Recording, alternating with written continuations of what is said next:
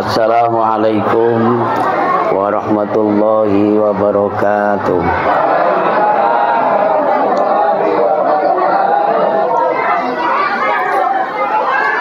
Alhamdulillahirabbil alamin. Wa bihi nasta'inu ala umurid dunya waddin. Wassalatu wassalamu ala asyrafil anbiya'i wal mursalin. Wa ala alihi wa ashabihi ajma'in. Rabbi syrah li sadri wa yassir li amri wahlul 'uqdatam min lisani yafqahu qawli.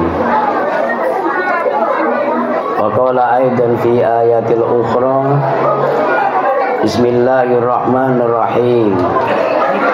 Wa idza quri'al Qur'anu fastami'u lahu wa ansitu la'allakum turhamun. Wa qala an-nabiy sallallahu alaihi wasallam khairukum man ta'allamal Qur'an wa 'allamahu.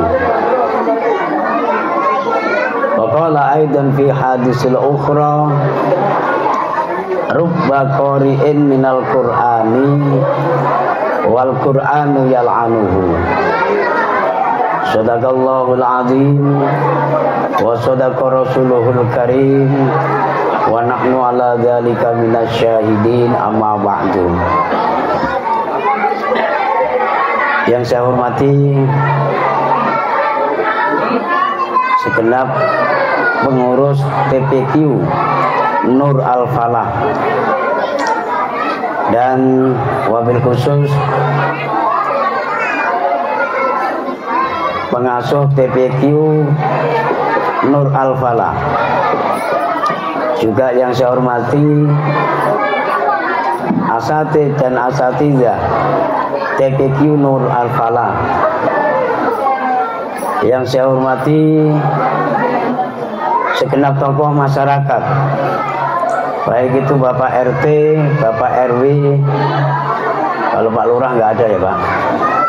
Insya Allah nggak ada. Acara kecil-kecilan nggak usah pakai Pak Lurah lah. Yang saya hormati sahabat kami dari organisasi Nahdlatul Ulama, ada GP Ansor, ada Banser yang kelihatannya sangat gagah sendiri ya. Karena yang lain tidak pakai seragam, tapi Banser sama Ansor berseragam.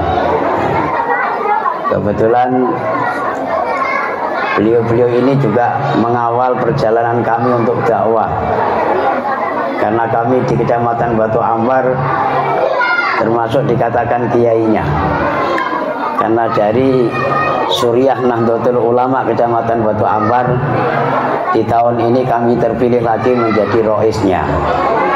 Kalau di pengurus cabang Nahdlatul Ulama Kota Batam, kami sebagai wakil rois Suriahnya. Jadi alhamdulillah kami sangat bersyukur karena kami dikawal oleh anggota kami dari Banser dan GP Ansor.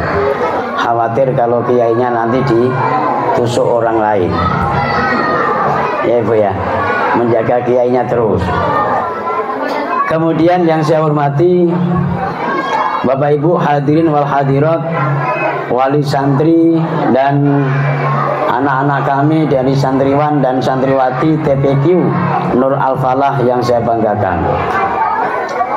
Pertama sekali marilah kita bersama-sama memanjatkan puja dan puji syukur kita ke hadirat Allah Subhanahu wa taala dengan mengucapkan alhamdulillahirabbil alamin atas nikmat yang diberikan oleh Allah kepada kita, baik itu nikmat iman, nikmat Islam dan juga nikmat kesehatan yang sampai saat ini masih kita rasakan bersama, sehingga pada kesempatan pagi yang berbahagia ini kita masih dapat hadir di majelis yang penuh berkah ini, yang mudah-mudahan Allah senantiasa berkahi niat dan hajat kita. Semoga Allah berkahi apa yang jadi maksudil mu'adzam kita semua, amin ya rabbal alamin.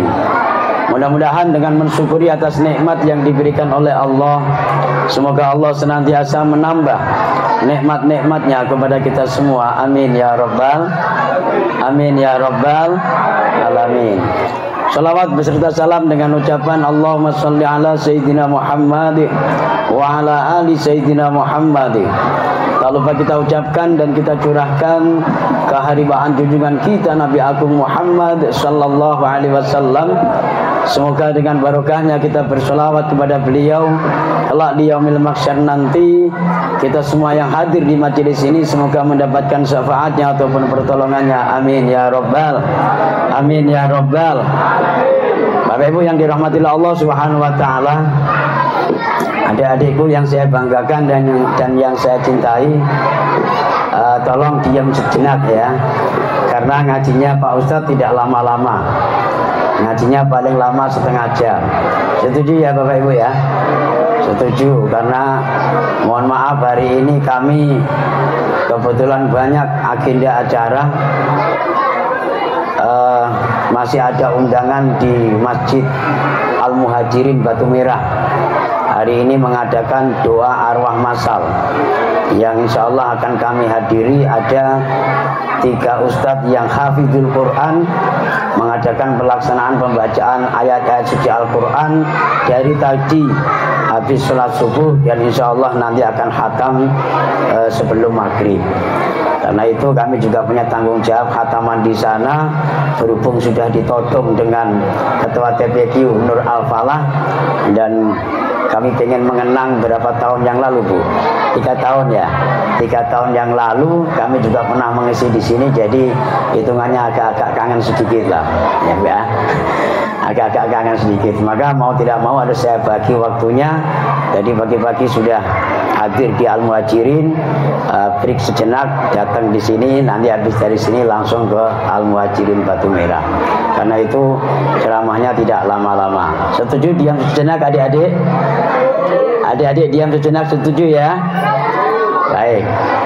Bapak Ibu yang dirahmati Allah Subhanahu wa taala, untuk acara tausiah pada kesempatan pagi yang berbahagia ini, saya akan melihat tema ataupun logo yang ada di belakang kami. Ada sebuah hadis yang berbunyi, khairukum man ta'allamal Qur'an wa 'allamahu.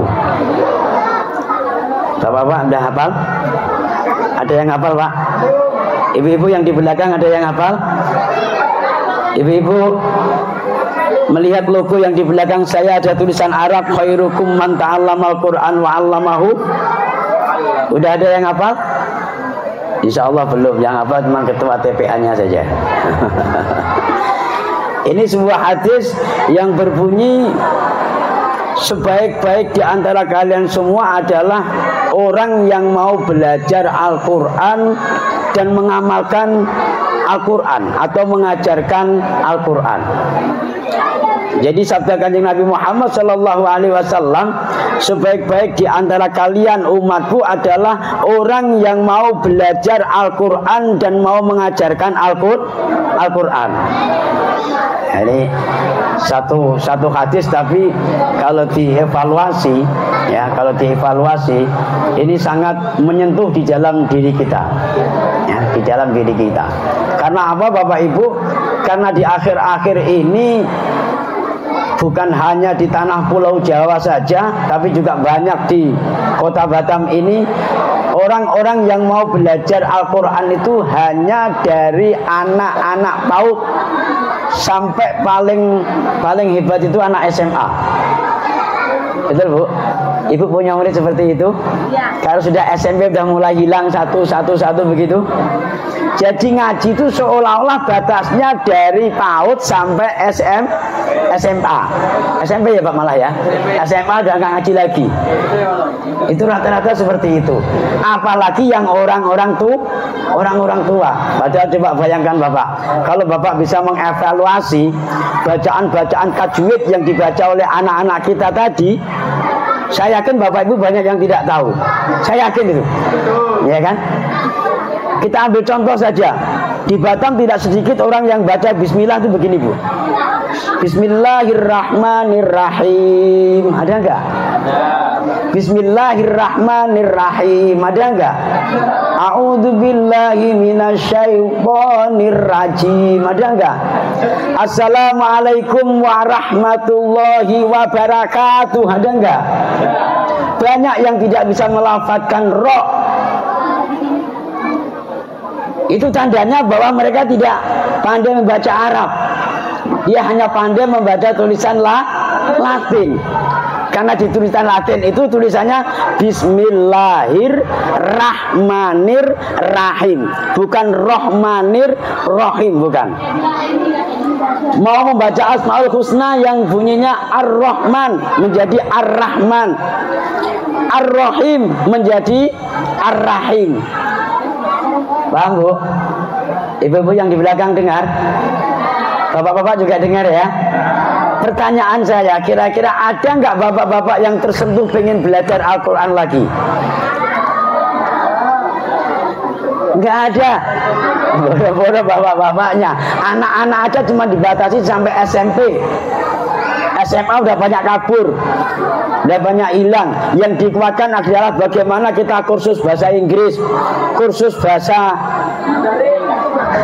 Mandarin, khusus matematika. Betul? Berapa saja dikeluarkan biaya dari orang tua kalau anaknya pandai bahasa Inggris. Berapa saja dikeluarkan untuk anaknya kalau anaknya pandai bahasa asing. Sehingga itu ada jaminan ke depan untuk bekerja.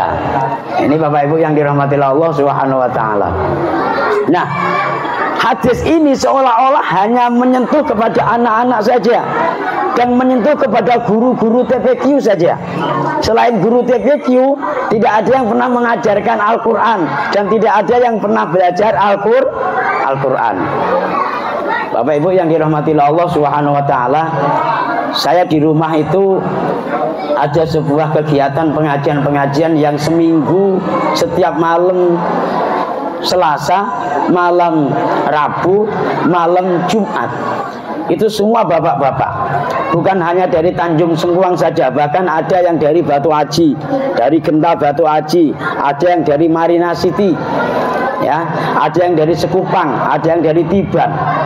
Itu banyak yang saya tanya, dia ahli zikir, dia ahli mujahadah, dia ahli istighosah, tapi ternyata Qur'annya masih 0 brutul. Apa Pak Bu? Qur'annya masih 0 brutul. Nah, ini sangat membahayakan sekali. Kita harus tahu Bapak Ibu yang dirahmati Allah Subhanahu wa taala, hadis Kanjeng Nabi Muhammad sallallahu alaihi wasallam bahwa thalabul ilmi faridatun ala kulli muslimin wa muslimatin. Mencari ilmu itu diwajibkan bagi muslim laki-laki ataupun muslim perempuan. Bapak Ibu berkewajiban untuk mencari ilmu. Kewajiban mencari ilmu itu kata Kanjeng Nabi minal mahdi ilal lahdi. Ibarat mulai kita turun dari ayunan sampai mau masuk ke liang lahat. Berarti yang sampai sekarang sudah tidak mau ngaji lagi sudah berbau liang liang lahat. Bener Pak ya? Bapak-bapak, ibu-ibu yang sudah tidak mau ngaji Quran lagi sudah berbau liang lahat. Makanya kalau saya lain Ustaz, ya kalau anak-anak kan masih jauh dari liang lahat. Kalau saya udah deket, kata Kanjeng Nabi, kewajibannya itu minal mahdi ilal lahdi, mulai turun dari ayunan sampai mau masuk ke liang lahat. Kami sudah mau masuk ke liang, berarti sudah tidak kewajiban ngaji lah. Apa seperti itu Bapak Ibu? Seperti itu ya. Nah ini Bapak Ibu yang dirahmati Allah Subhanahu Wa Taala, kita juga harus tahu bahwa dituntut oleh Kanjeng Nabi untuk belajar Al-Quran, ya, sampai-sampai Allah memberikan isyarah kepada kita sebagai umat Kanjeng Nabi. Kanjeng Nabi itu belajar Al-Quran selama berapa tahun? Kanjeng Nabi belajar Al-Quran, ngaji Al-Quran berapa tahun? Bu, ibu-ibunya dengar nggak sih? Ada Bu Sri kayaknya di belakang tadi. Kanjeng Nabi belajar Al-Quran berapa tahun? Bapak-bapaknya, ada yang ingat nggak pelajaran kita masih MI ataupun SD dulu? Kanjeng Nabi ngaji Al-Quran berapa tahun? Insya Allah yang bisa jawab Ustadz Hamid saja, karena baru datang beliau. Monggo silakan Ustadz Hamid.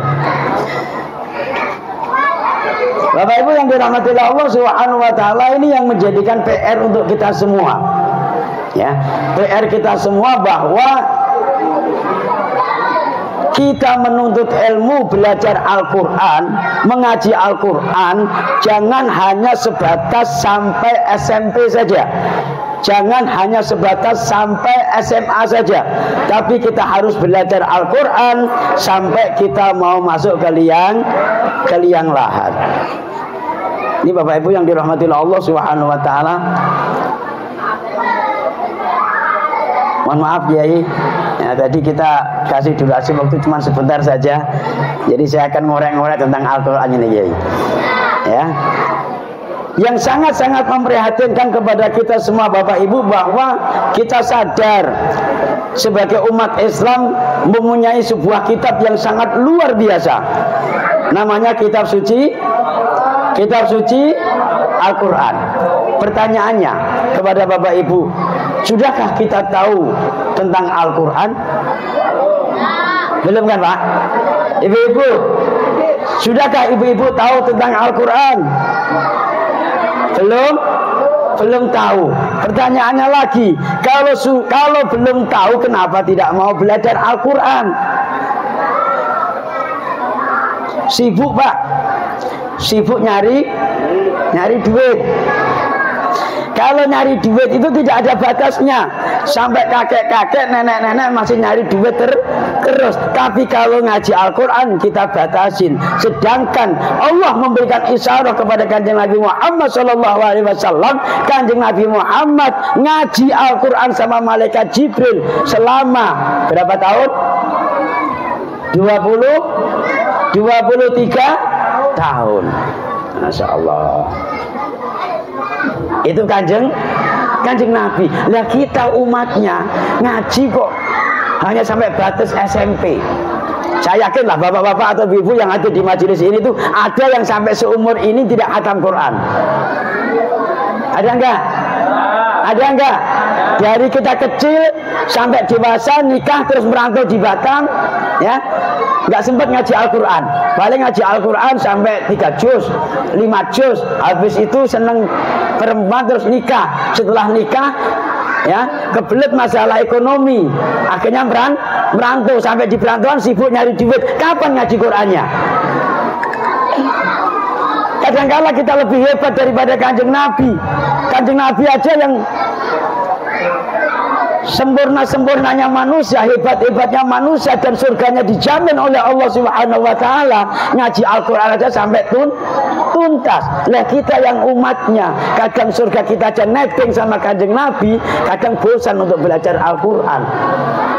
Ada yang ironis lagi Bapak Ibu, sudah tidak bisa membaca Al-Quran, tidak tahu tentang Al-Quran, berbicara masalah hukum, bid'ah, kafir, sesat.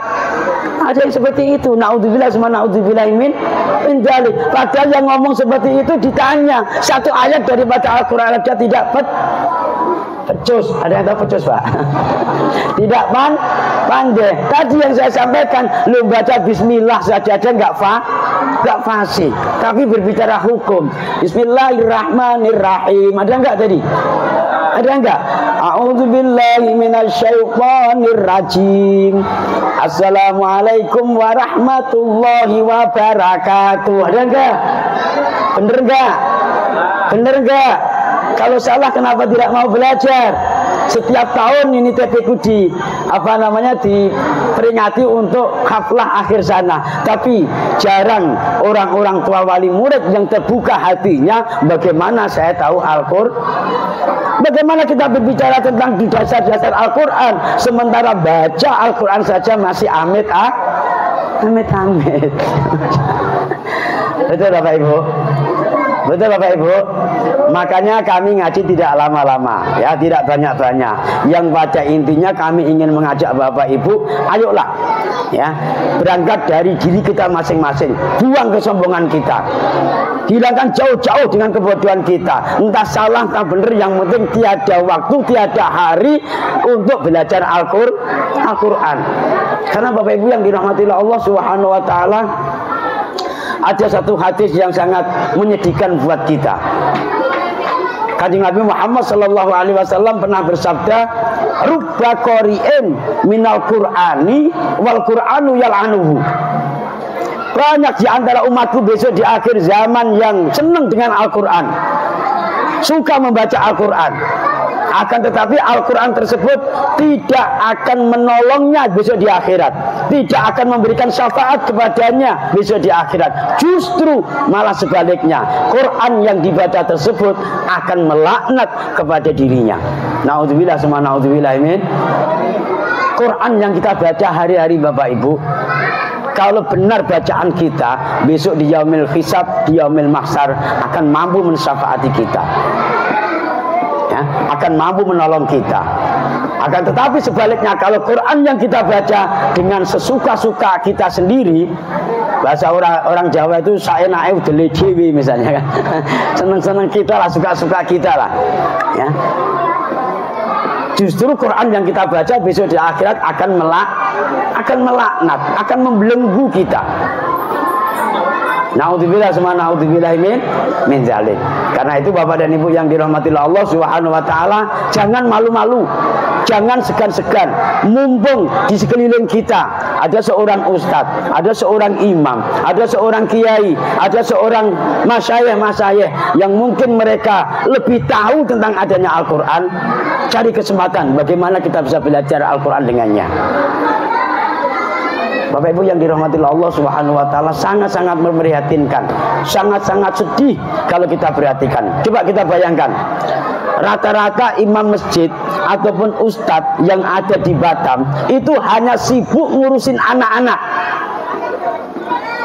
Mungkin Pak Ustadz kami juga pernah merasakan menjadi imam masjid, ya kan? Itu bukan ngurusin orang tua, bukan ngajarin Quran orang tua, tapi hanya ngurusin anak-anak TPQ. Padahal yang lebih parah itu justru dari orang-orang tua. Lebih parah lagi, tadi yang saya katakan, nggak tahu tentang Al-Quran berbicara Quran, nggak tahu tentang Al-Quran berbicara hukum Al-Quran. Bayangkan Bapak Ibu, sekarang di negara kita Indonesia saja sudah hiruk pikuk dengan persoalan-persoalan hukum. Orang-orang yang tidak pandai dengan hukum, mereka berbicara hukum. Betul Bapak Ibu? Dengar enggak heboh-heboh yang ada di media sosial tentang Kementerian Agama? Dengar enggak berapa statement yang mungkin di kalangan masyarakat umum bertolak belakang? Betul? Ini Bapak Ibu yang dirahmati Allah Subhanahu wa Ta'ala, kita harus sadar bahwa Allah menuntut kepada kita ketika kita memeluk agama Islam. Allah firmankan, ya ayyuhalladzina amanu dkhulu fis-silmi kaffah wa la tattabi'u khutuwatis syaitan innahu lakum aduwwum mubin. Wahai orang-orang yang beriman, masuklah kalian semua ke dalam agama Islam dengan keseluruhannya. dengan seutuhnya, dengan semaksimal. Belajar tentang adanya agama Islam jangan tanggung-tanggung, jangan separuh-separuh. Quran hanya belajar dari Iqra 1 sampai Iqra 6 saja. Masuk Al-Qur'annya sudah tidak dipelajari. Ngaji Al-Qur'an cuma 3 juz saja. Ngaji Al-Qur'an cuma 5 juz saja. Ada enggak? Ini sangat berbahaya sekali Bapak Ibu yang dirahmati Allah Subhanahu wa taala. Dan sudah banyak sekarang ini yang kita lihat dengan kedua mata kita, yang kita dengar dengan kedua telinga kita, yang kita saksikan melalui media-media, baik itu media sosial, media elektronik, media koran dan sebagainya. Orang-orang yang tidak tahu hukum belajar tentang hukum. Kalau seperti ini terus, bagaimana negara kita akan bisa tercapai baldatun thayyibatun wa rabbun ghafur? Yang ada juga ribut aja, sikut kanan sikut kiri, senggol kanan senggol kiri, betul gak? Pusing kiainya. Saya akan menyampaikan tentang hukum. Yang kita sampaikan sudah ngerti hukum menurutnya, padahal hukumnya tidak karu-karuan. Saya pernah mengetes kepada bapak-bapak jamaah saya. Ada yang sudah masuk ke jamaah Thariqah. Seolah-olah kalau Thariqah itu kajian yang sangat tinggi, betul nggak Bapak Ibu? Ya. Akan tetapi ada yang sangat memprihatinkan. Loh, mereka sudah Thariqah, Qur'annya itu gelepotan.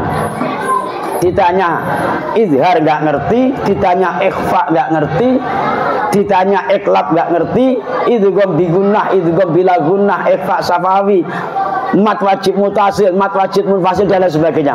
Babar blas tidak ngerti. Ya tapi masih mendingan ya, mereka masih mau Thariqah daripada tidak. Nah, ini sebuah pembelajaran untuk Bapak Ibu semua, ya. Jangan hanya senang melihat anak-anak tadi yang bisa baca Al-Quran sebaik itu. Jangan hanya senang, tapi yang harus kita sedih, kenapa saya sebagai orang tua tidak bisa? Masa dalam 1 minggu manusia itu full dengan acara nyari duit saja, nggak ada rehatnya. Hari Minggu ada liburan dari perusahaan. Bukan kita manfaatkan untuk belajar, tapi kita manfaatkan untuk jalan-jalan. Betul Bu? Bu, udah hatam Qur'annya? Udah pernah hatam belum? Ada yang lucu lagi, nanti jadi guru TPA nggak pernah hatam Quran. Ini naudzubillah.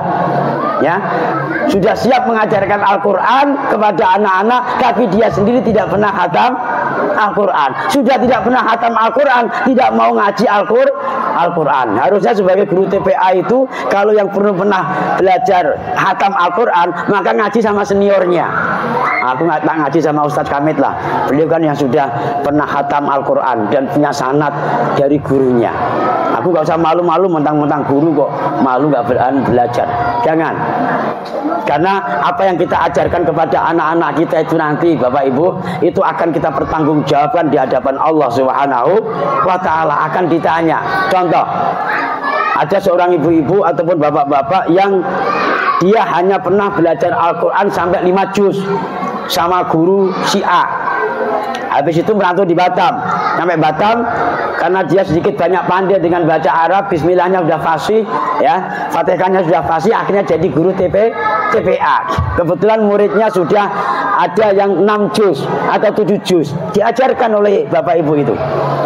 Pertanyaannya, 6 juz, 7 juz dan ke atasnya lagi, ketika Ibu ajarkan, dari mana Ibu dapat Al-Quran itu?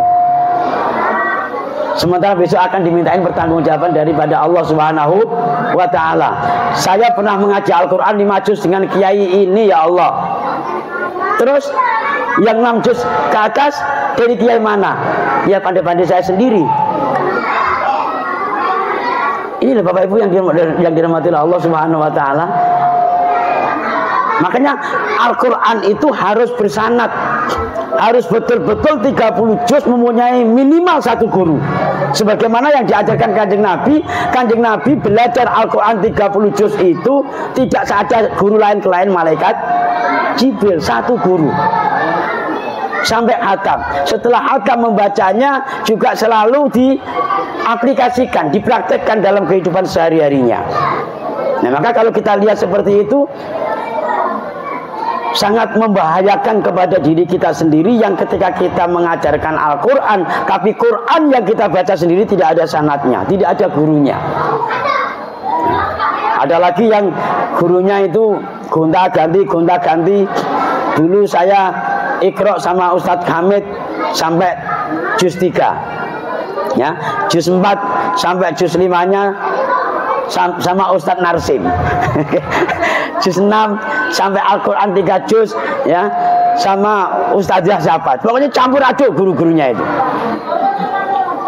Dalam satu Al-Quran itu berganti-ganti guru, bukan diulangi dari awal. Ini juga bahaya Bapak Ibu, ya. Bahayanya apa? Bahayanya ya seperti yang disampaikan oleh Kanjeng Nabi tadi, rubba qari'in minal Qur'ani wal Qur'anu yal'anuhu. Quran yang kita baca tersebut justru tidak akan menolong kita, tidak mampu mensyafaati kita, tapi sebaliknya justru akan melaknat kita.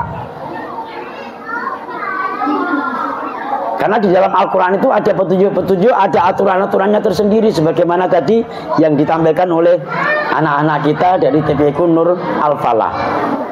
Itu bahkan tentang adanya tajwid. Apalagi kalau Quran cuman hanya supaya pandai bisa, apa namanya kata Pak RW tadi, MTQ ya Pak ya, menjadikan musabakoh. Nah, yang dibina itu adalah anak-anak yang bisa ikut musabakoh. Yang tidak ikut musabakoh nggak dibina. Selesai acara musabakoh ya sudah, dapat hadiah enggak. Kalau nggak dapat hadiah ya mungkin nasib. Kalau yang dapat hadiah bangga. Berarti Quran musabakohnya itu hanya dinilai sampai sebatas hadiah. Mohon maaf Bapak Ibu yang dirahmati Allah Subhanahu wa taala. Saya mempunyai seorang guru yang sekarang ini sudah al-maghfurlah, artinya sudah meninggal. Punya guru dua-duanya itu mengajarkan kepada saya, ya, dari saya ngaji Al-Quran bin Nadhr sampai bil ghaib itu beliau itu menyarankan untuk tidak ikut musabakoh. Ini agak ekstrim yang saya sampaikan ini, tapi bukan untuk Bapak Ibu ya, ini untuk saya pribadi. Tidak usah ikut musabakoh selagi kita tidak bisa mengatur niat kita. Kalau hanya sekedar musabakoh, hanya sekedar untuk perlombaan saja, tapi nilai-nilai Al-Quran tidak ada di dalam dirinya, justru seperti tadi, Quran yang kita musabakohkan akan membelenggu kepada kita, akan menghadap kepada kita. Boleh saja kita musabakoh yang lain, tapi terutama ada Al-Quran adalah sangat-sangat ekstrim sekali Pak. Kita baca aja nggak boleh niat yang enggak. Harus betul-betul ibadah kepada Allah Subhanahu wa taala. Beda dengan berjanji, beda dengan manakib. Kalau kita marhaban, berjanjian, kita baca dengan lantunan-lantunan yang bagus supaya orang senang, nggak ada masalah. Kanjeng Nabi memaafkan. Kita baca manakib supaya apa namanya masyarakat kita ini tertarik, tidak ada masalah. Tapi kalau kita membaca Al-Quran harus betul-betul mukhlishina lahuddin, harus betul-betul ikhlas karena Allah Subhanahu wa taala. Enggak boleh pamrih yang lain. Itu ekstrimnya daripada Al-Quran. Makanya kata Kanjeng Nabi, afdalu ibadati ummati qiraatil Quran. Lebih utama-utamanya ibadahnya umatku, ibadah apa saja, itu tidak ada yang bisa menandingi Al-Quran, yang lebih mulia daripada Al-Quran. Nah, karena itu Bapak Ibu yang dirahmati Allah Subhanahu wa taala, satu firman Allah yang berbunyi wa idza quri'al qur'anu fastami'u lahu wa ansitu la'allakum turhamun. Ya, ketika Al-Qur'an itu dibaca, ansitu wasma'u, hendaklah kalian diam, hendaklah kalian mendengarkan. Bu, Ibu, tadi ketika anak-anak kita baca Al-Quran, ibu-ibu diam apa ngomong? Diam apa ngomong? Apa justru malah ceramah sendiri? Sadar nggak kalau kita ini ditantang oleh Allah, diberikan peringatan oleh Allah, kalau engkau pengen bahagia, kalau engkau pengen mendapat kasih sayangku, maka ketika Al-Quran dibaca, hendaklah diam dan dengarkan. Tapi kadang mohon maaf tidak bapak-bapak, tidak ibu-ibu, ya, seolah-olah diemnya membaca Al-Quran itu kalau sudah mendengarkan lantunan yang merdu. Ya, kalau cuma dibaca secara tartil saja, nggak ada yang diem. Ya, kita hanya terpesona dengan lantunan-lantunan yang merdu saja. Kalau tidak merdu tidak kita dengarkan. Ya, saking terpesonanya dengan alunan-alunan yang merdu, kadang kita salah kaprah. Kenapa saya katakan salah kaprah? Ini banyak di mana-mana. Contoh, ketika ada Al-Quran dibaca dengan lantunan yang merdu, mesti ibu-ibu, bapak-bapak biasanya menjawab apa? Bismillahirrahmanirrahim. Mesti Allah. Coba nanti saya teruskan. Ara'aitallazi yukadzibu biddin.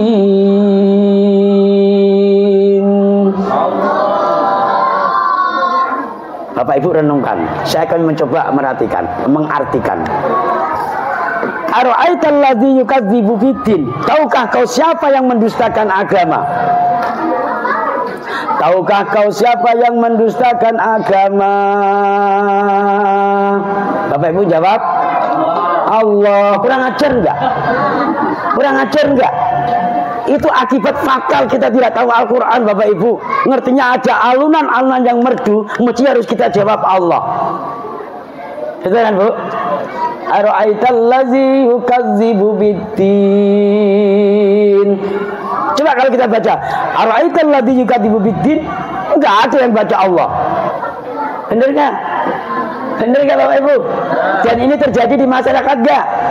Banyak. Ada yang terbalik enggak karu-karuan. Berjanji pun juga sama, karena kalimatnya merdu dijawab Allah. Mustadirran fayudah barakati alama ana lahu wa aula.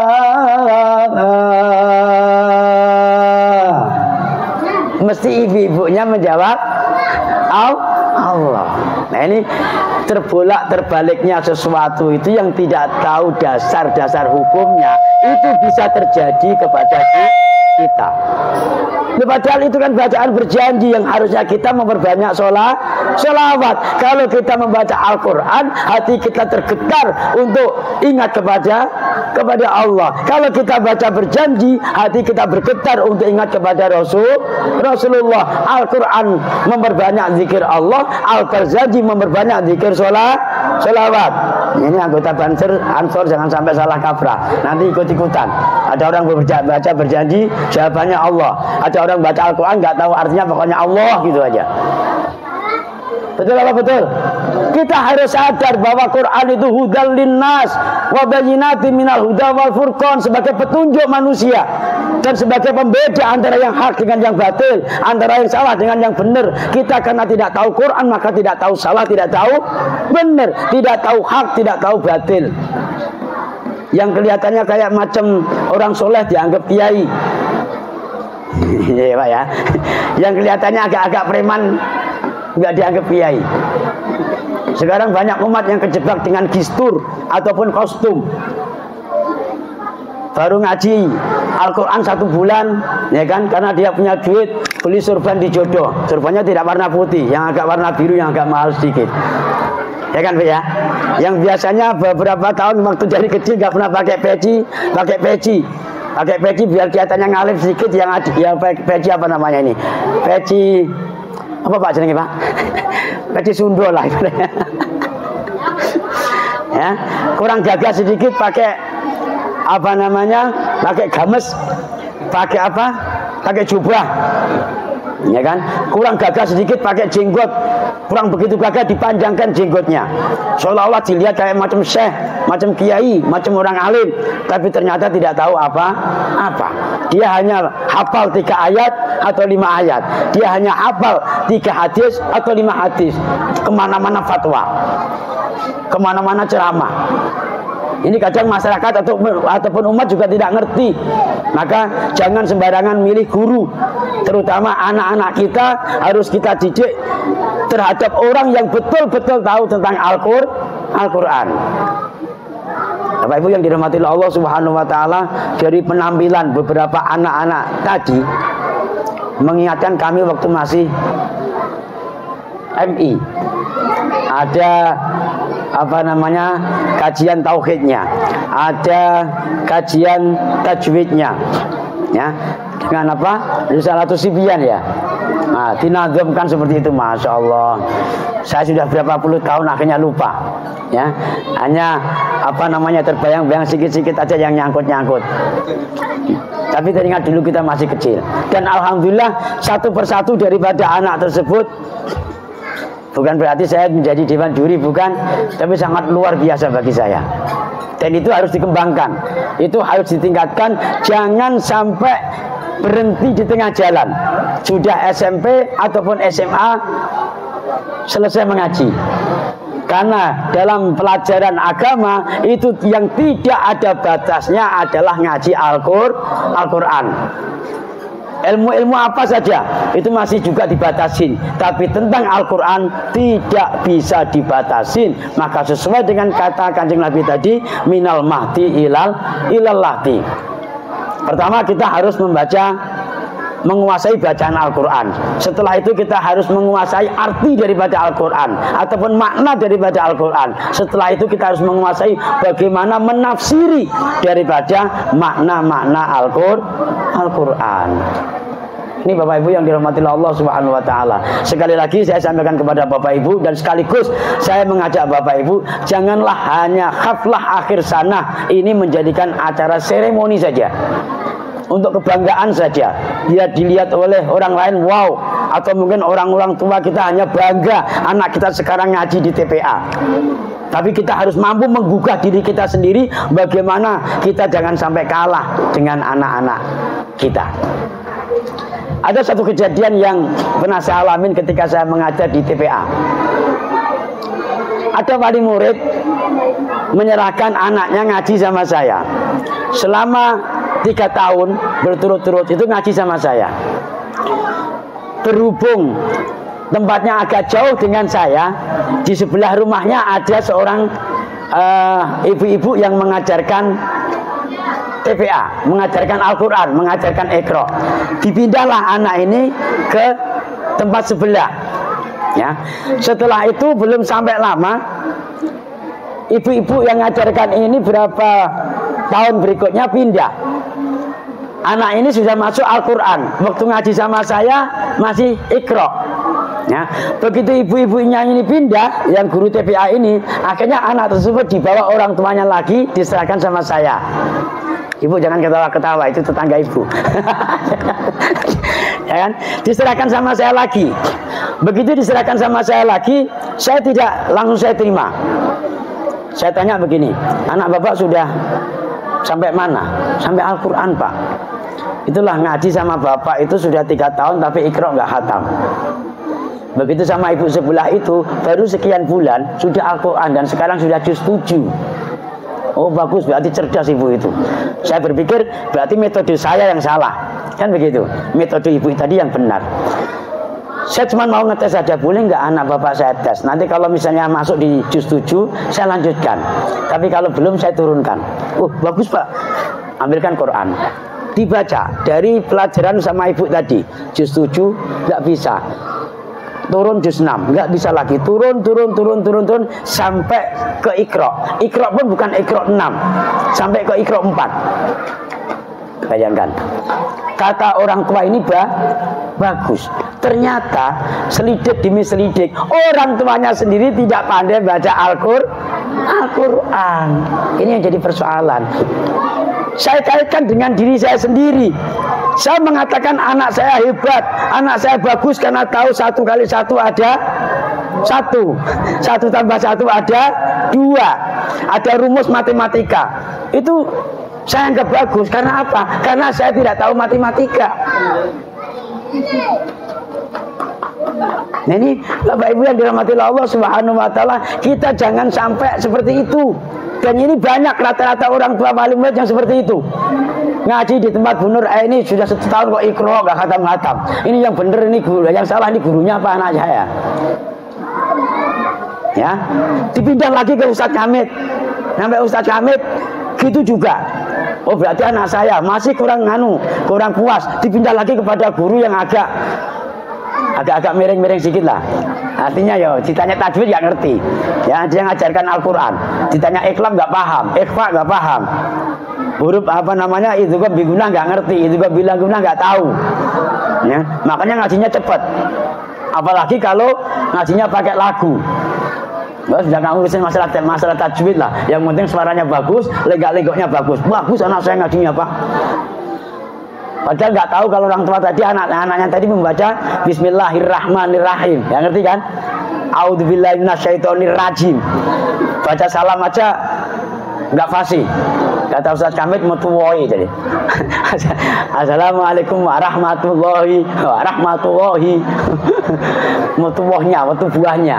Nah ini Bapak Ibu yang dirahmati Allah Subhanahu wa taala, zaman sudah mendekati zaman akhir, berhati-hatilah mencari seorang guru.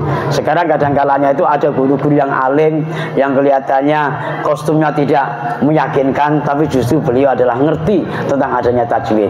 Tapi ada yang sekarang ini yang kelihatannya meyakinkan betul sebagai masyayikh, tapi ternyata Qur'annya kocar kacir. Nauzubillah summa nauzubillah min dzalik. Kita jangan sampai terjebak dengan hal-hal yang semacam itu. Maka Bapak Ibu yang dirahmati Allah Subhanahu wa taala, kita ingatkan juga untuk anak-anak kita, kalau bisa kita dorong jangan sampai hanya sampai SMP, jangan hanya sampai SMA. Apapun kesibukan di sekolah, jangan sampai mengurangi juga kesibukan di TPA. Nanti masih ada tahapannya ya, untuk tadinya yang sudah khatam Quran, nanti juga bagaimana ibu-ibunya, ustazahnya mengajarkan tafsir Al-Quran ya. Tajwid juga masih ada tahapan-tahapannya. Tajwid yang paling dasar, tajwid yang paling sedang, dan tajwid yang paling tinggi. Sebagaimana contoh ada di dalam tajwid itu yang namanya qiraah sab'ah. Ya, qiraah sab'ah. Mungkin kalau saya sampaikan kepada Bapak Ibu juga kaget. Sebagaimana contoh begini. Ketika Bapak Ibu membaca surat Al-Fatihah, menjumpain ayat yang bunyinya Siratal ladzina an'amta 'alaihim ghairil maghdubi 'alaihim waladdallin. Sebagaimana biasa yang kita dengar hari-hari, betul Bapak Ibu. Tapi nanti ada kajian yang namanya qiraah sab'ah itu berbeda dengan itu.